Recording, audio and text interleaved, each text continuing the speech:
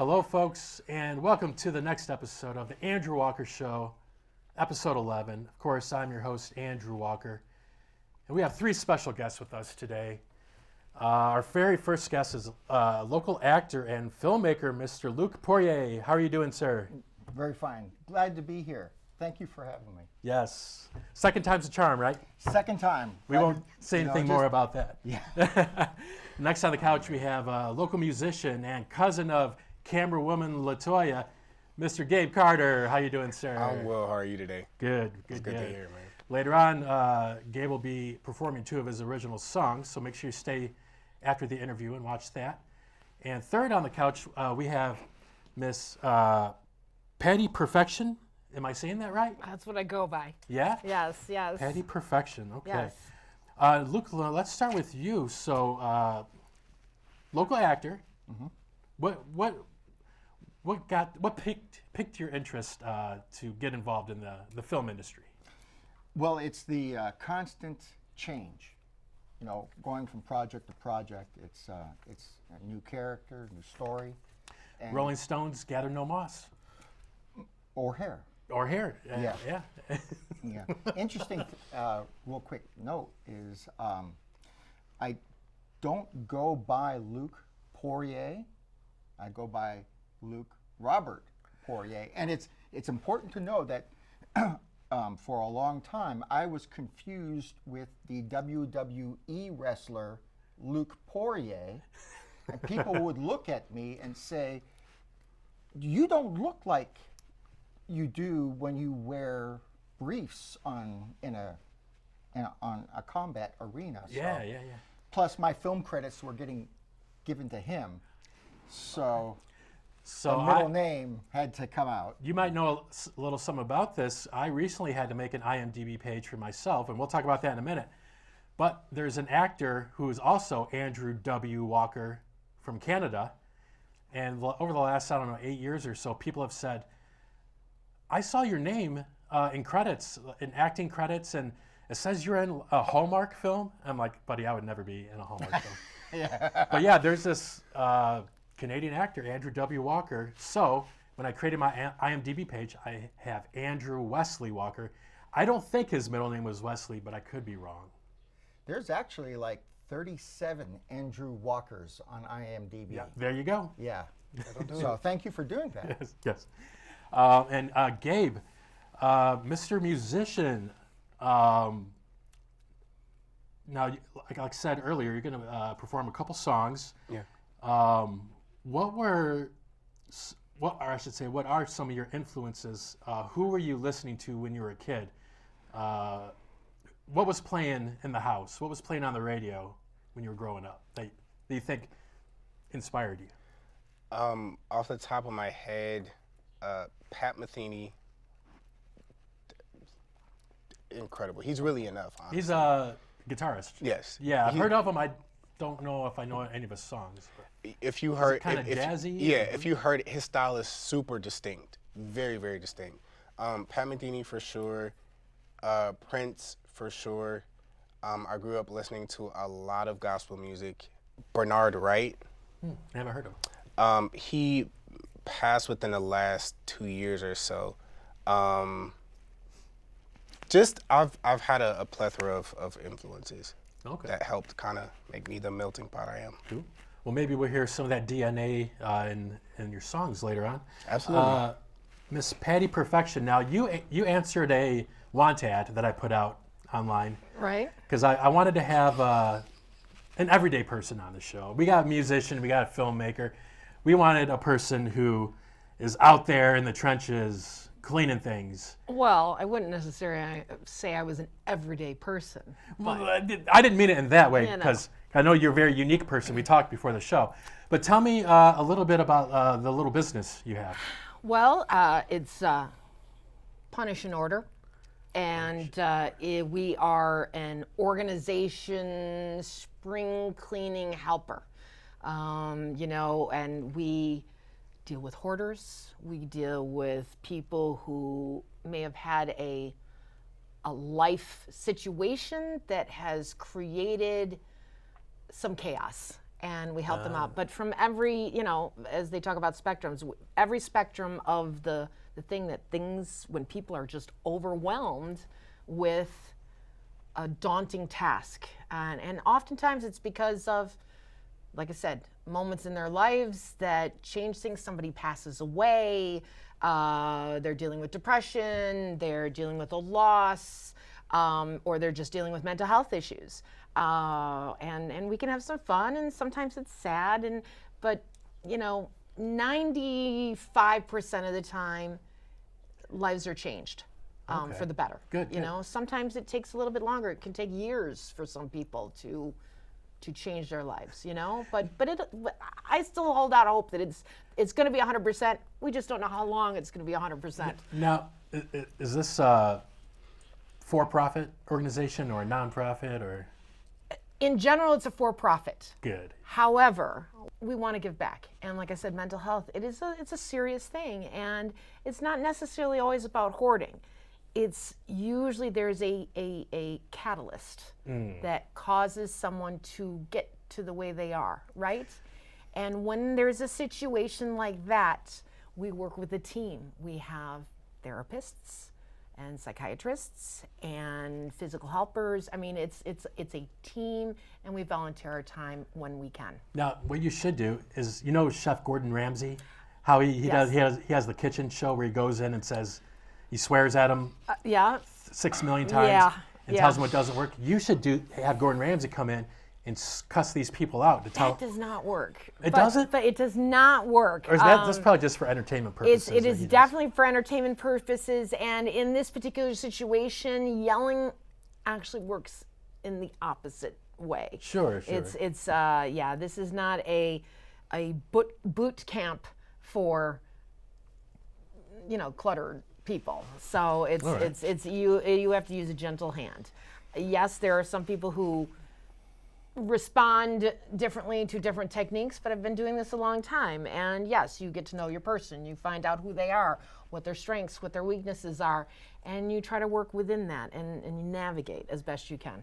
All right. That being said, Yeah. that's a great idea. Yeah. I think Gordon Ramsay? I think we should run with that. I'll email his production company. Why even Gordon Ramsay? There are a lot of angry chefs in Michigan. Yeah. Oh, yes. We could easily Easy. cast local. Absolutely. All right, Luke, so briefly talk about what is the Michigan Film Network? Michigan Film Network is our production studio, and when we started, and fairly new, we started shop in 2023, and at that time we had 2 films slated to do. As of today, we have 10 slated to do over the next 3 to 4 years. Wow. Doing 2 films. We have 2 films currently in pre-production. One's a sci-fi horror, and the other is a crime thriller. The crime thriller actually is based on the writings of a Michigan author, Miles Lawrence. His first book was the inspiration for the screenplay that we're currently working with. And All right. what's really exciting about Miles is that he's currently working on his 5th crime novel. Wow. And we have an agreement to do a whole franchise of films. Nice. They're all based in Detroit. Right, it'll be like a little, a mini world.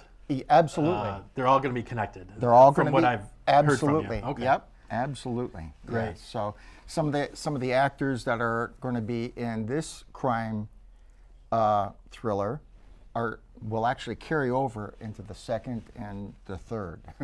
So Nice. it is ambitious. It's ambitious, but Very It's ambitious, doable. but yeah, it's doable. and if it's like with anything, it's sort of like hockey. It's shots on goal. You plan all these things out. Maybe if one you have to push back a little bit, that's fine. Yep. Mm-hmm. But you keep going with what you have. right. Yeah. You know, and it's to look back. If 2 years ago I were to imagine where I'd be today, I would not. I'm much further along than I That's a good thought was feeling. possible. It's an amazing feeling. Yeah. So All right. yeah. Gabe, now what's your favorite Prince song? Is it Let's Go Crazy? No. Let's Get Nuts? It's Little Nick. Sorry. I Would Die For You? I won't. I'm not gonna Little say Red that one. Corvette? No, I'm gonna say Private Joy. I don't know that one. Who's the All right, B-side? It's beautiful. you have 30 seconds to sing it to me. No. No. It's a great. It's actually on. Is it on the Space Jam soundtrack? No. It's one of his super early ones. One of his super early records. And I Early cannot. 80s? It's one of his early records.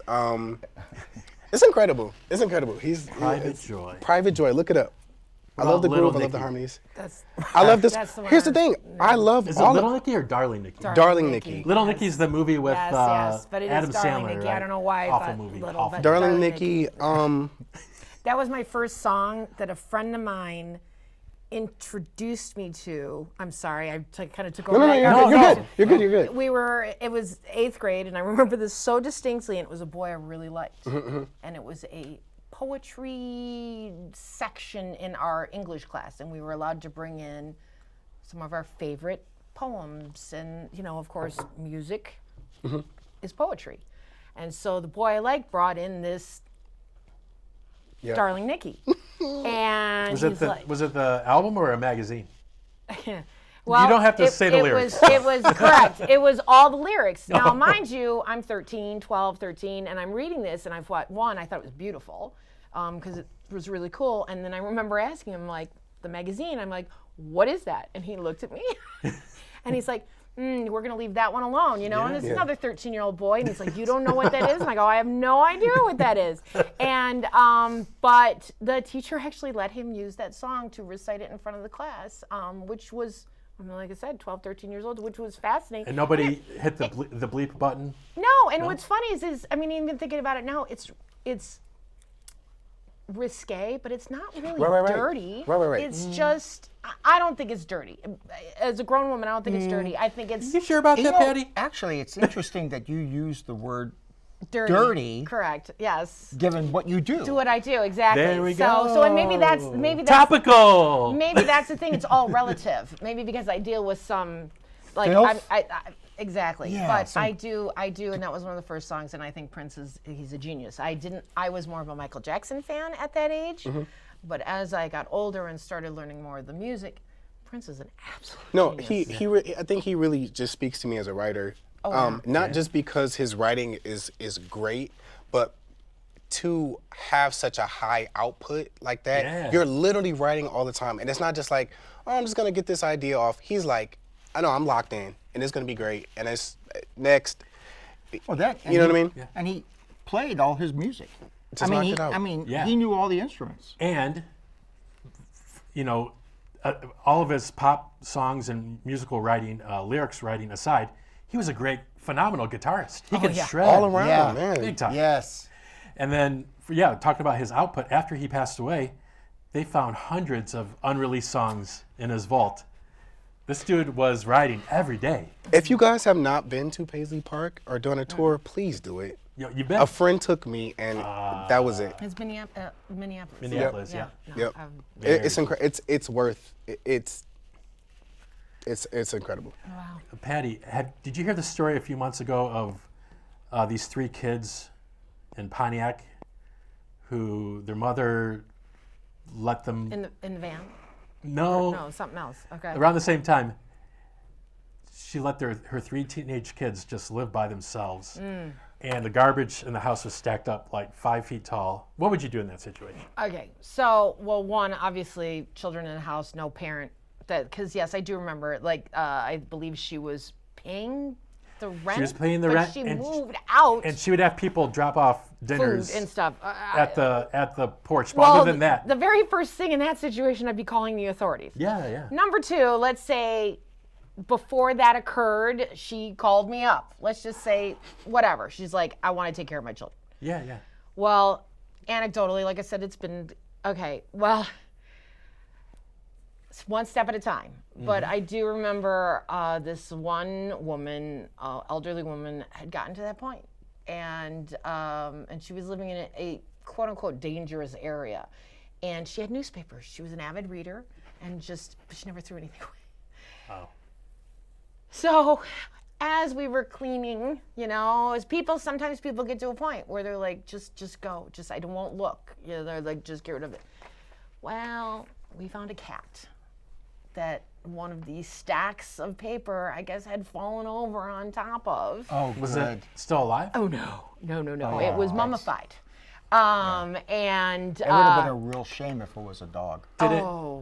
Before it died, it knew it was going to die. Did it start to wrap itself in paper to try to preserve itself like a mummy? it was flat. I don't know how Hey, long. I'm just asking questions. I don't know how long it took to get flat, and of course we didn't. How do you know, right? And we're like, and we're just like, oh, and she's like, oh, I thought she was lost, and never knew that I mean, it was like 2 years earlier. I mean, and you'd think, and so yes, some people are so. But I mean, we've founded loaded guns and stuff that people don't know are there. It's I mean, America. It's a lot of the times you have to look at the health of the home. You get people out. If it's at that point, then it's like, okay, we're stopping this. We're getting the people out. Then we have to come in with like hazmat suits, and I mean, it just is. So if those young people were living, I mean, because you never know what you're gonna find. Right. And one of the things that I have partners that work with us is name that item, because there's sometimes you find things and people are like, oh, and you don't know what it is. I mean, literally don't know what it is, where it goes, because you're trying to categorize. Sure. And we play games. What's the most exotic item that you found that you knew, but the homeowner did not realize? Yeah. Have you taken anything from these houses and put them on like Oh, the Antique loaded gun Roadshow? was one. That, I mean, they had no idea. They did not own a loaded gun. They had no idea how it got in the house whatsoever. They might have a kid in there that they thought they shipped off to military school, and it's, I mean, there might be it's, the Ark of the Covenant in there, and they just could don't know. be. I mean, money. Money. We had this one woman, and she needed some help. Wasn't terrible, but she had put things in closets and stuff, right? Mm-hmm. And then you start pulling it out, and this is a tidbit for those of you. You start pulling out, and there's dates from 2003, 2004, 2003, like nothing dates that you eat? Dates, like dates of paperwork. No. Oh, okay. No. Oh, you can find all kinds of food in all these places. I was going to say, if you went to a Middle Eastern person's house, you could find dates. But easily. this was like 2005, 2006, right? And there's Yeah, all they these didn't eat papers. dates back then. Oh. Yeah. Okay. All these papers shoved in closets, shoved in cupboards, and it was just paperwork. I mean, stupid stuff, right? Yeah, stupid stuff. I had asked them. I said, well, what happened in 2003, and she's like, well, what do you mean? She goes, well, one of the things we find is I don't see any paperwork before then, and I don't really see stuff after 2005. So whatever was happening resolved itself, And this woman was like, oh, and it didn't even, because like I said, a couple years later, she's like, well, I had a miscarriage. Oh. And so, they shut down and they just stopped doing. Sure. But as we were going through these papers, because we're talking about, ads from your stores and old Lover's Lane. birthday cards and exactly. Yeah. Well, of course the vibrators you find, but Don't worry, we'll bleep that out in post. sorry. You can't say vibrator? You absolutely can. Well, she had like in these cards and envelopes, she had almost $500. And vibrators? No, just in cash. Oh. Which is part of the reason why she didn't want to throw stuff out, because she knew there was stuff in there, but she didn't know, medical cards, credit cards, like all kinds of stuff that just got shoved away. But yes, no, the vibrators, I mean, it's kind of like TSA. TSA when they're scanning. They get to keep them. You get all sorts of stuff, and people forget things. Do you think the TSA, Dentures. Oh my gosh, dentures. Yes, that was. Do you think at the airport, the TSA in their back room, they put together like a robot from all the things that they confiscate from people? That would be a good art project. Man, that would be so cool. All right, Mr. Poirier, got a couple more questions for you. Are you okay, sir? I'm just trying to imagine a 7.5 foot android constructed out of Vibrators? vibrators. Yeah. Hey, that's do a you good. call That's a great idea for your next movie. Oh my God. Oh my Instead days. of the Terminator, the vibrator. The vibrator. Oh my gosh. You heard it here, folks. The vibrator coming in 2028 from Universal Pictures. It's doing what in 2028? It's it's coming out. Wow. All right, next question. Luke. So this is a question I'm curious about myself. But what's one job in filmmaking that you would never want to do? And also the second part of that is, what is a pet peeve of yours within the filmmaking industry? What would you never want to do, and what is a pet peeve or pet peeves? Okay. That's an easy question to answer because I've done it, and it's casting. Casting directors do not get enough credit, hands down. And the pet peeve that I have when I was casting for the sci-fi horror is I would put out their submission instructions. And I think a lot of filmmakers probably can relate to this. It's like, Yeah. you know, and they're very specific instructions. It's like, you know, send me one headshot, send me a PDF resume, send me links to your reels. Yeah. Very specific, because how they respond to that tells me how well they'll listen on set. Yes. Sure. It's sort of like a mini job interview.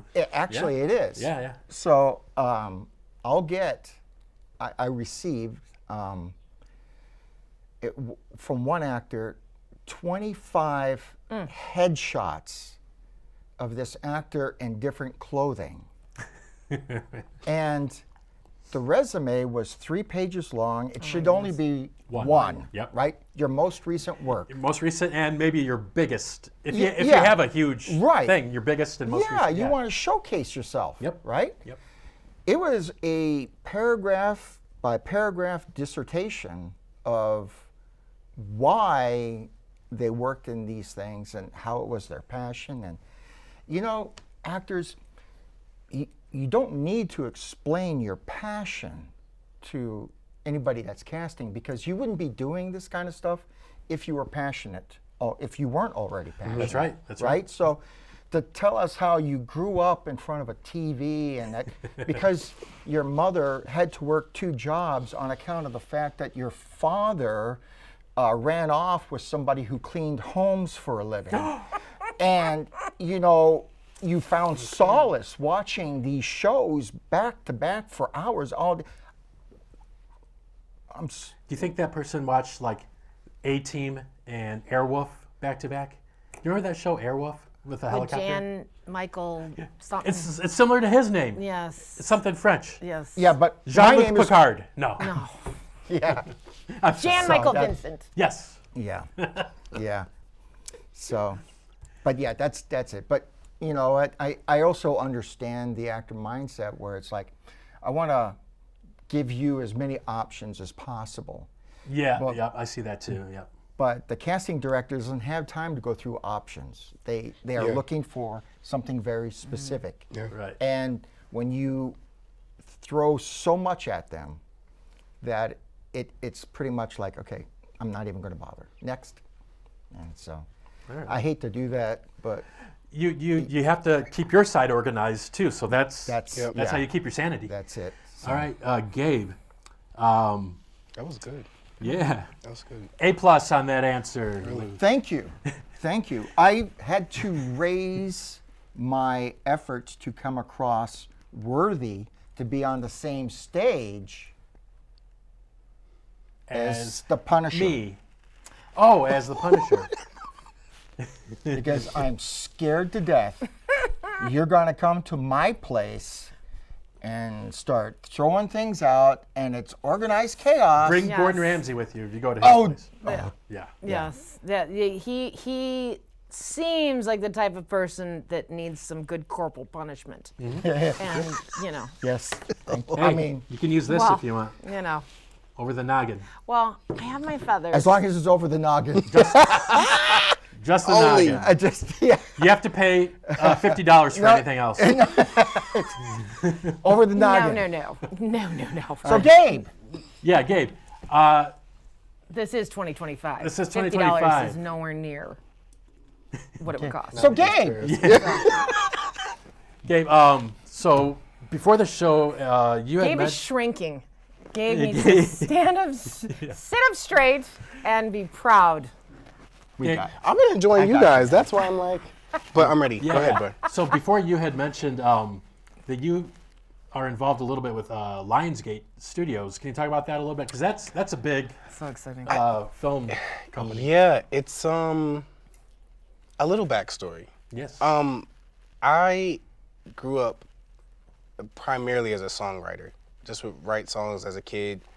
I loved piano, and I wanted to do it because my oldest brother was doing it. We're about 10 years apart, and he looked cool, and I was like, I want to do that. I never was like, I'm going to have a career in music. This is what I want to do for the rest of my life. I just loved music, and it's the hobby that I never treated like a hobby, if that makes sense. So I retained all of this stuff, and I had excellent mentorship as a kid all the way through my college years, honestly. But again, it wasn't like, I want to do this the rest of my life. It just was like, I love this, pour into me, like I'm going to take it, and I'm going to keep writing and doing my thing. So film was not on the radar for me. Visual wasn't on the radar. I just like painting pictures audibly. And so I entered this contest in 2020 during the pandemic, and just to score a short film, and I was like, Gabe, why not just go for it? I love strings, I love orchestral arranging, like that was a part of my upbringing as well, but I never flexed my cinematic muscle, so to speak. I did not place in that competition at all, but I'm very proud of what I did. And so some friends of mine had seen my work and they had started posting it. Now I was thinking like, oh, my friends are gonna share like my artist stuff or whatever. And they're like, no, everybody's sad. We wanna hear strings and like cool stuff right now. So I'm like, okay, I'm gonna lean more into that. And so that's what I've been doing the past 5 years. Production has always been my bread and butter, but string arranging specifically. Can you define that? I'm so sorry. String arranging. arranging. Arranging music for cello, violin, Oh, right, okay. viola, any, Harp? It's not Even harp, all of It's it. not an S&M thing. So, but there are G strings. there we go. Count it, folks. That's really good. That's really So, Okay, I'm yeah, sorry. Yeah, so Gabe, did you, when you were growing up, did you have access to a bunch of instruments, like in the household or church or anything? Mainly just piano. Piano? Well, some drums too, but like it wasn't like I had all of these, like I could just do it at any time. This sounds so crazy. I would literally lock myself in the basement for at least an hour and just have fun at the keyboard. Now, I did have a little bit of formal training through a weekend school of music at Wayne State. Oh, nice. I don't think they have that program around anymore, but anyway, after that, they taught us how to read, and so I would literally just work through the books on my own time, which also taught me how to write. So I don't play a string instrument, but I'll write, and I'll pass it out to an orchestra and do whatever I need to do. Nice. And so I've done that, and that's been fun, but I was like, I think film is the next step for me. Yeah. So long story short, so like I said, some friends of mine had seen my work. I didn't know they were more like about it than I was. I just was like, this is fun. Yeah, you were doing that just for fun. I'm gonna do it. And to be honest, not just the not placing in that competition, but just I didn't get into any of the music schools I desired to go to. So that for me was like, I can't do this, but it's not gonna happen for me. Okay. Kind of thing. And not to bring it down, but that's just kind of what was in the back of my mind. Like, Sure. maybe it's not for me because whatever. Anyway, a friend of mine literally within the past 2 months called me out of the blue and was like, hey, I have this opportunity for you. I'm going to connect you to this lady. I've talked you up to her. Like, I'm like, well, dude, what are you talking about? Like, what are you talking about? And he's like, well, she does sync licensing and she does all of these things and Lionsgate and Pepsi and you name it, she's plugged into it completely. Nice. And so he says to her, well, she brings the opportunity to him and he says, give it to Gabe. Just don't give it to me, give it to Gabe. Wow. She's like, who's Gabe? And so I was on the phone with her the next day, and literally the day after that I had work. Wow. It happened so quickly. That's a good feeling too, to have a friend that can pass you. Vouch for it, yeah. Yeah. Oh yeah, it's all about networking. Yeah. And really who you know. Right. Yeah. Wow. Yeah. Blew my mind. So Luke, I would ask you, what inspires you as a filmmaker, but also what are a couple of your favorite films and a couple of your favorite directors? The favorite directors, I'm a big Quentin Tarantino fan. I mean, nice. You know, and favorite films, Pulp Fiction? Anything by Quentin Tarantino. Anything. Anything by Quentin Tarantino. What inspires me is the opportunity to meet talent and collaborate, work with. You know, I'm a big fan now of crime thrillers, thanks to my relationship with Miles Lawrence. You know, and I met him at a filmmaker mixer in Jackson a couple of years ago, Jackson, Michigan, and not the prison. Not the prison. Okay, thank you. Actually, it was right next to it. It was right next to it. It was right next to it. You know, so it stands to reason that I would meet a crime writer right near there. It's all connected. It's all connected. Yeah. So, you know, being able to work with him, and I tell you, this guy not only is a prolific writer, and he writes some crazy graphic crime novels, but the guy's a freaking genius. He's an active member of Mensa, you know, and I'm like, you know, I tell my wife, you know, look who I'm hanging out with, you know, and she says, you know, take out the trash. Yeah. And the next call he gets, he'll say, hey, give it to my buddy Luke. Give it to Luke. Yeah.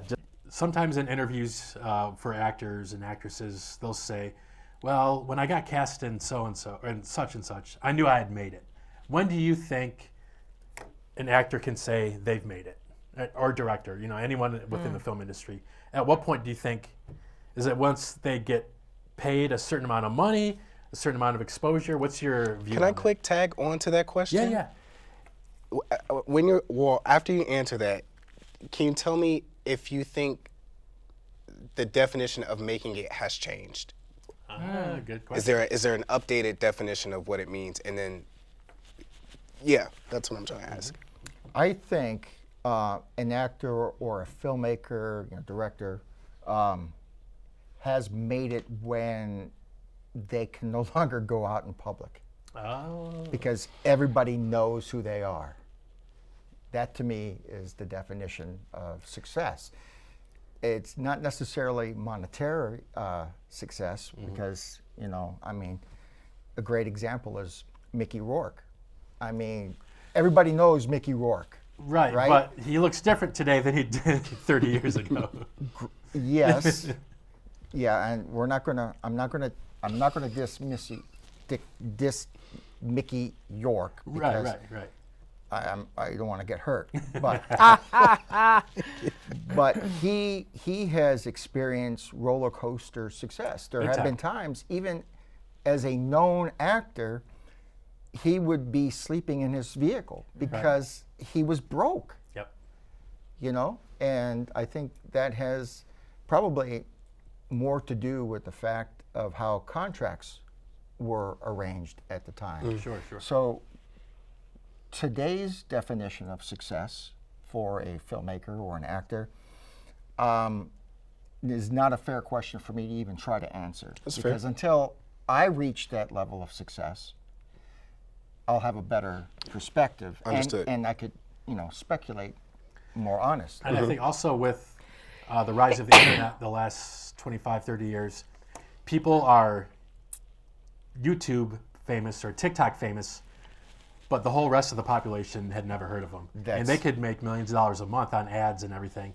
So that, I think that's changed drastically, especially the last 10 or 15 years. Big time. Oh, yeah. It's funny that you say that because often I'll see a cast list for a project that's coming out. I'm like, who is this person that's in the lead? And I'll find out, oh, well, they are TikTok famous. Yeah. Case in point, Snow White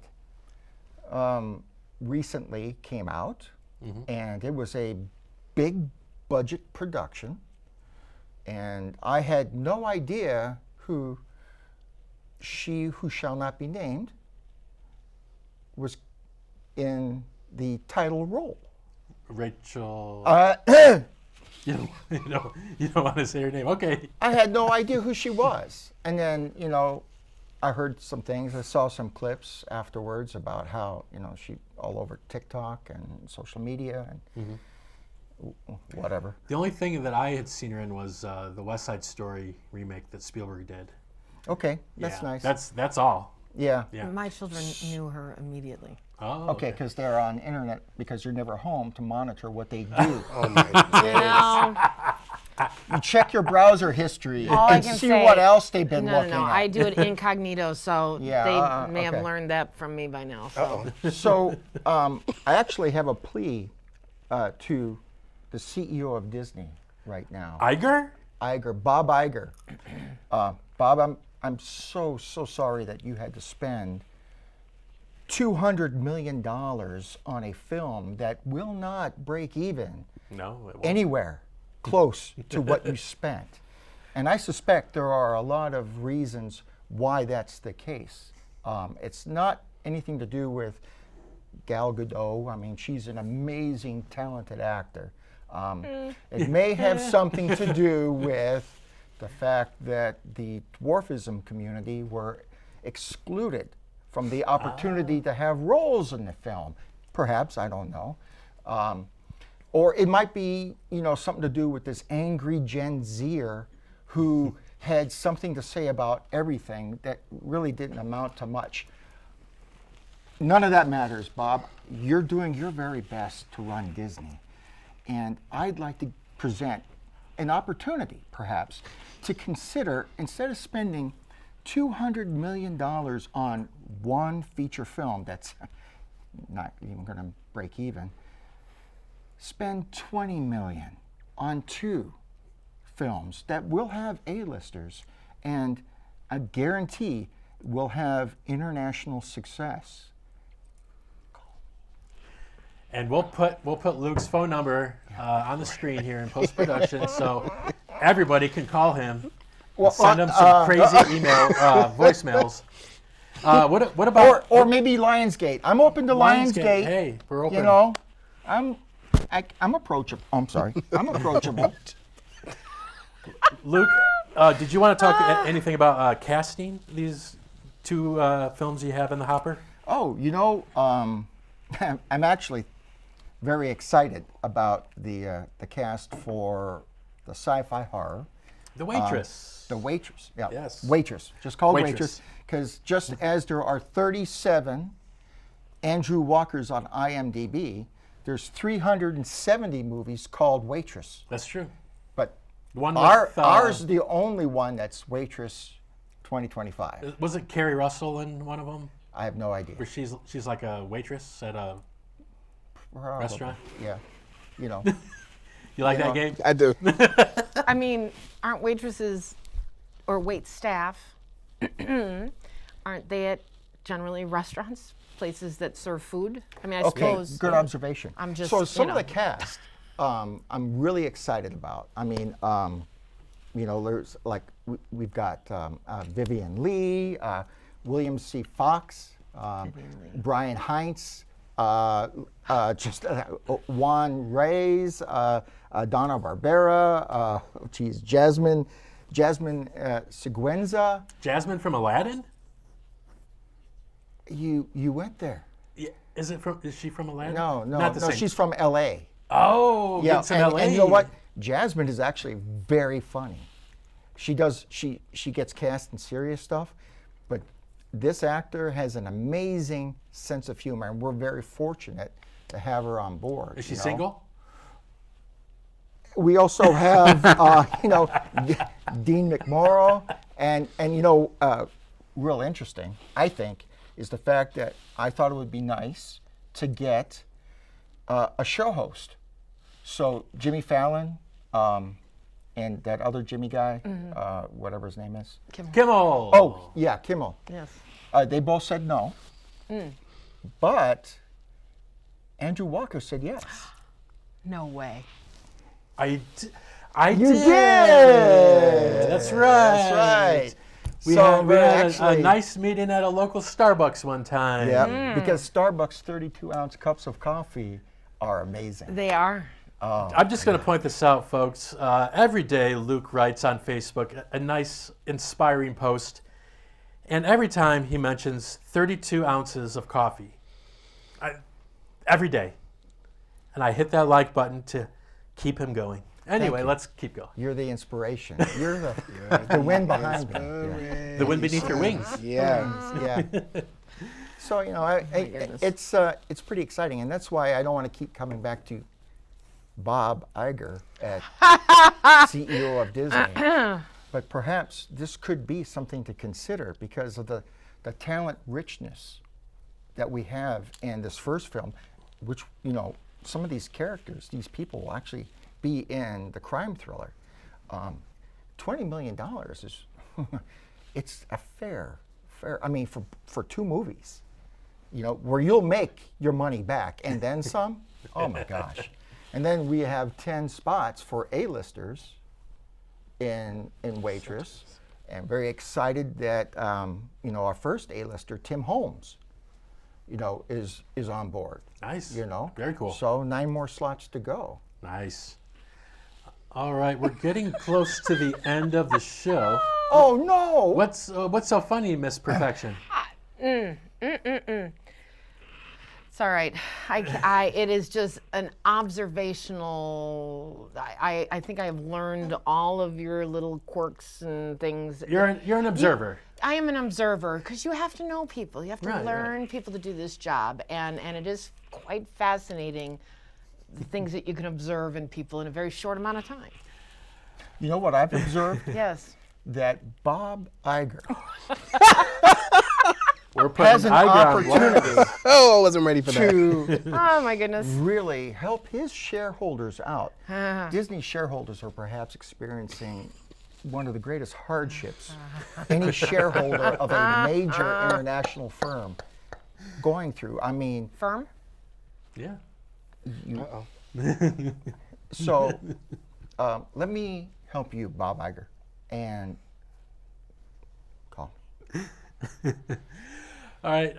Do you have anything you guys would like to plug? Any personal projects, websites, anything? We'll start with Miss Patty Perfection.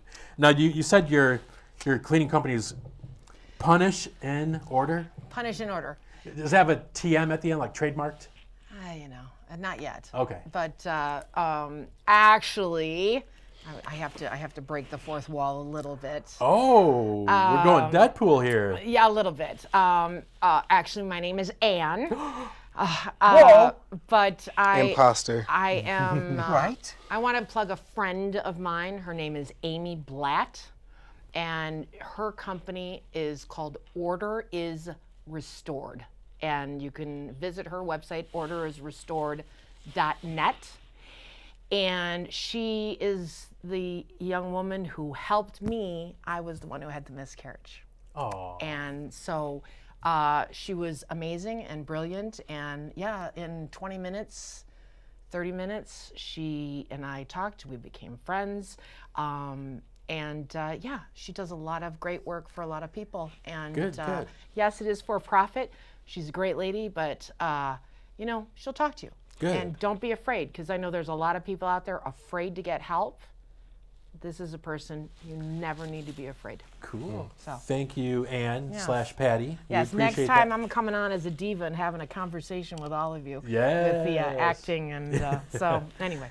But thank you. Yes. Thanks for having me She on. winked at us. She did. Yes, she did. exactly. Mr. Carter? I caught it. Anything you'd like to plug? I would. So my website is www.gabrielmichaelmusic.com. On there you will find all of my music, every project I've done. You've got Spotify, you've got Apple Music, you've got YouTube. Anywhere you can stream or buy music, my music is there. I have several projects. Some are singing, some are instrumental. I just express myself however I want. Great. Yeah, and on my website you'll find everything is story themed. So you're either hearing my story, which is my artistry. I'm either helping someone tell their story, which is production, or I'm enhancing someone's story. It could be string arranging or whatever that is. So Yeah. those are 3 options that you have if you would like to be a client. And are you active on any social media that you want to put out there, or not really? Not really. I'm pretty like, Separate. yeah. I try to. You got I to try be careful who. Social media, yeah. Sure. No, really, and I'm really not a social media snob, but it drains me so quickly. It can reel you in for really quick. But it's great. It's great for connecting. It's great for locking in. But I prefer this. Give me face to face. Give me a phone call. Text me. And Same here. Let's And also, I wanted to mention that I got to know you the last couple months because you would always come with our camera woman Latoya. Tell us the most embarrassing thing you know about Latoya. Oh, yeah, let's No, broadcast this. I'm joking. don't put me on the She's spot like also that. your ride home. Well, then we got to drive home together. Yeah. I'm joking. All right, Mr. Poirier, what would you like to plug, sir? The MIFN? MIFN.net. You see the roster of films on our slate. But I'd like to specifically plug the 3 actors that we have in the cast that are actually working musicians. Okay. You know? Actor David Vader from the band Black Lantern. Darth's son? Is that Luke's brother? Okay, and actor Aaron Matthew Oh, Atkinson yes, Atkinson. Yes. Yeah. Yes, him. Yeah. from Petty on Purpose. Yes. And we have a soloist, Isabella. Oh my, Isabella. Rossellini. Close. It ends in an "ini." I'm so sorry. Italian. She is Italian, but she also has a single on Spotify that she released this month. Okay. Oh, okay. So I'm very proud of the fact that we have actual Michigan musicians in the cast playing musicians in the Nice. film. Nice. You know? Very cool. And I felt that, that's the only way to get a genuine feel. I mean, a good actor can do anything, but an actual musician that's an actor can portray a musician without question. I mean, Right, there's right. very authentic. So All right. I'm very, very pleased to have those talents All added right. to our cast. Thank you, folks, for being on the show. I appreciate it. Thank you. Thanks for having us. Once again, this is episode 11 of the Andrew Walker Show. And stick around in a second. We're going to have 2 songs by Gabe. Nice. And we will catch you next time, folks. Thanks for watching. Peace out. See you.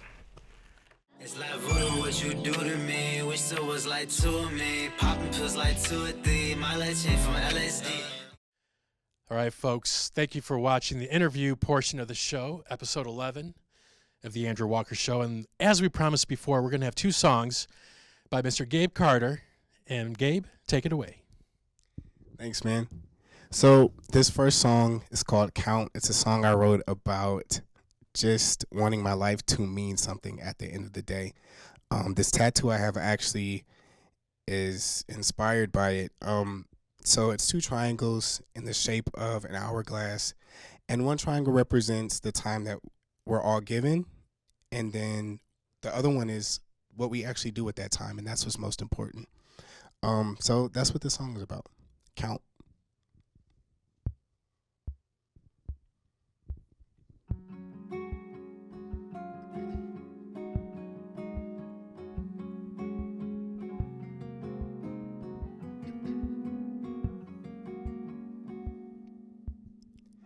We're vapors rising slowly homeward bound.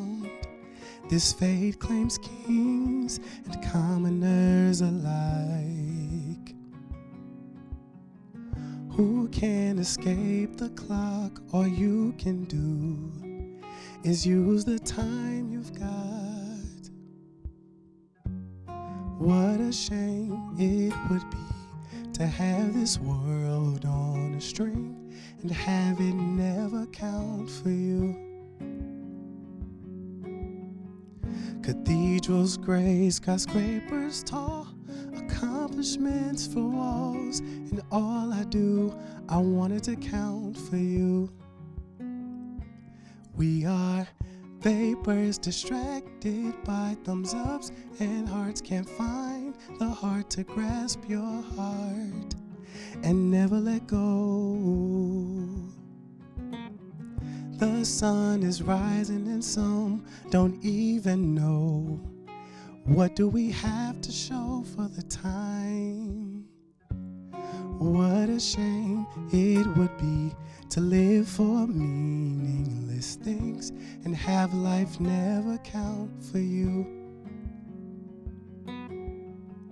Cathedrals gray, skyscrapers tall, accomplishments for walls, and all I do, I wanted to count for you. I'm glad there is something more, and that life's worth living for, and it's more than anything can afford. I'm so glad there's more, and that life's worth living for, and it's more than any king can afford. We are vapors, a part of something greater. There's a God that we all favor and have to return to soon. So no more stopping at green lights. Be bold and live your greatest life. What a shame it would be to work and play my life away and have it never count for you. Cathedrals gray, skyscrapers tall, accomplishments for walls, and all I do, I wanted to count for you. Oh, I just wanted to count for you. Everything I do, I wanted to count for you. I wanted to count for you. Thank you guys, thank you. Thank you. So this next song I wrote some years ago. It's called Float, and it's just about remaining positive in the face of everything, all the negativity, but still like acknowledging that the negativity exists. It's not like trying to psych yourself out of it. It's very real, but you can be positive as well. So that's what the song is about. It's a little goofy, silly, nautical, totally my vibe. I hope you enjoy it.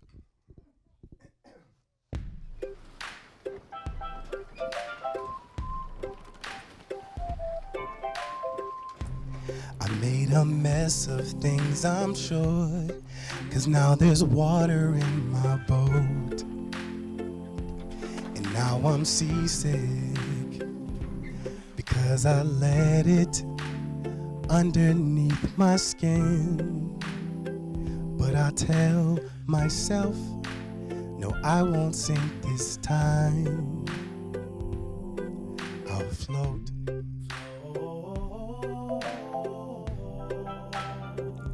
Now the water's rising, and I think I've lost control. It's raining harder on the inside than it is outside this boat. So keep your yellow boots and your matching coat. just tell myself I won't sink this time. I'll float.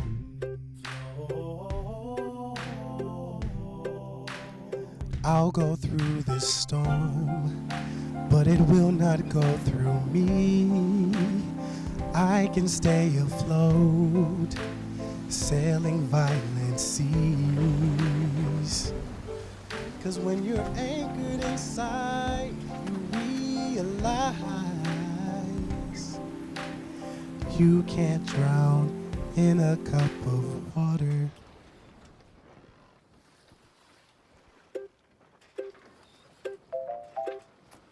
Ooh.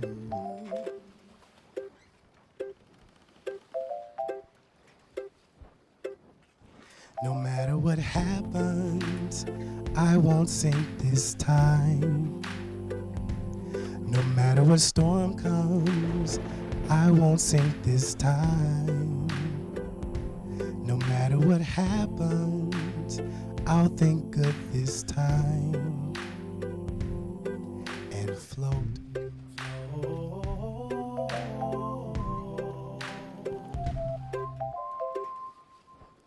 Thank you. All right. Great job, Gabe Carter. And that is the end of our show, everybody. Thank you for watching the Andrew Walker Show, episode 11. And we will catch you next time. Goodbye. Phone ringing, she calling me. Can't pick up, I might crash the whip. Pick up the piece of bandage, unhinged like Robert Pattinson. I just cuffed a bad hoe, but I want another bad bitch. I'm from Detroit City, roll with bad people, we're animals. I'm rolling, I got stamina. Excited, what got pack a punch. This DI jacket really tough. It's 101, you know that's us. You wasting time, bro, pack it up. My hair yellow like Kakarot's. I'm in Valentino, I got freak hoes, roster full of eaters. I got green like CeeLo, bromo kilos, then we find a cheat code. I got sauce that pico, drinking liquor, I don't use no chaser. Don't you feel so silly, tied down on me, now I'm getting paper. I'm so diligent, get the racky with no middleman. Really. Zoom in on the eyes and then focus. Yeah, that is sending me. Nightmare fuel. Yeah. Hurry up, I gotta blink. Hurry, they're drying out. Somebody spit on them. Drying out. Oh my God. Oh, it gets worse. It just gets worse. Oh my God. Hug Tui. Hug Tui. Sometimes you just. Whole thing on video. Oh.